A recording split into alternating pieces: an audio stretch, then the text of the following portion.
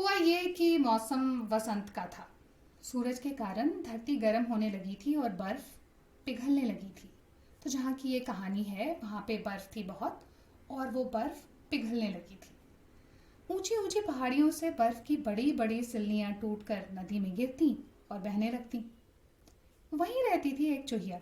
शोर सुनकर वो बाहर आई और डांट कर बोली, ओ बर्फ की सिल्लियों, भागो यहाँ से।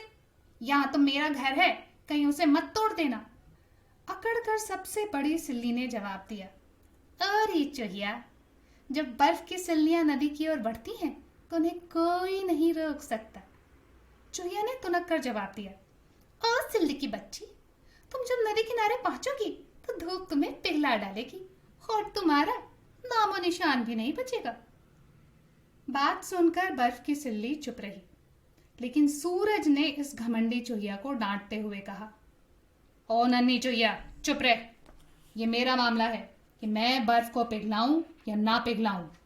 अपने से जो बड़े हैं उनके सामने तू इतनी बदतमीजी क्यों दिखा रही है? लेकिन चूहिया तो घमंडी थी, वो क्यों चुप होती और जोर से बोली, ओ सूरज दादा, आपको भी इतना घमंड नहीं करना चाहिए। एक बादल आया नहीं कि आपकी सारी किरणें गायब हो जाएंगी, तब आपका क्या उपयोग रहेगा? तब बादल ने गरज कर कहा, चूहिया, क्यों इतना बकबक करती है?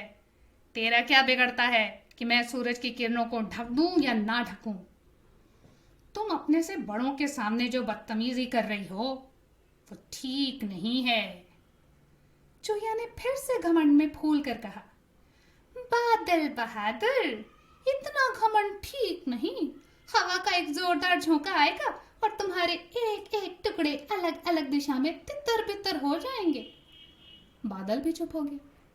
तभी हवा ने बीच में टोक कर कहा, चूहिया, तू तो एकदम बदजुबान है।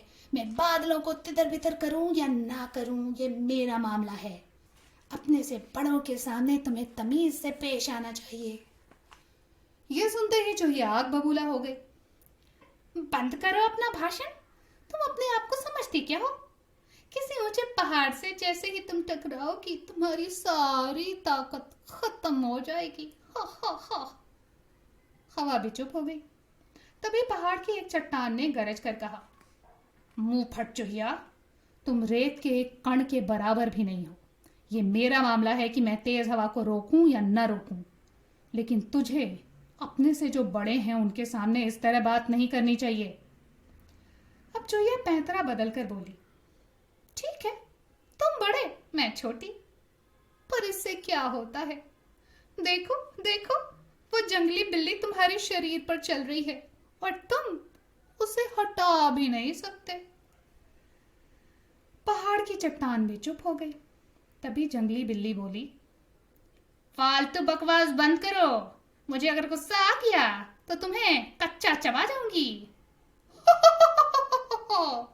मुझे डरा लो, धमका लो, चूहिया ने कहा। ठहरो तो मौसी, जब लकड़ी के पिंजड़े में हो जाओगी ना तो मालूम होगा कि दुर्दशा क्या होती है। चूहिया लड़ने के मूड में थी और सोच रही थी कि अब पिंजरा भी कुछ बोलेगा, लेकिन पिंजरा चुप था क्योंकि लकड़ी को बोलना नहीं आता। अब चूहिया ने सोचा कि उसकी जीत हो गई है। वो अकड़कर नाक उठाकर पूंछ हिलाती हुई अपने घर की ओर चली। जब वो वहां पहुंची तो उसने देखा कि उसके घर का नामो निशान ही नहीं था।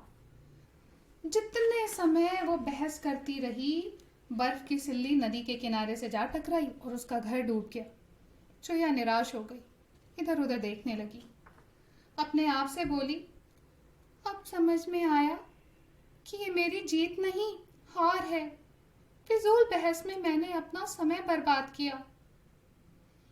चूहिया का दिमाग ठंडा हो गया था और उसने नया घर बनाना शुरू कर दिया।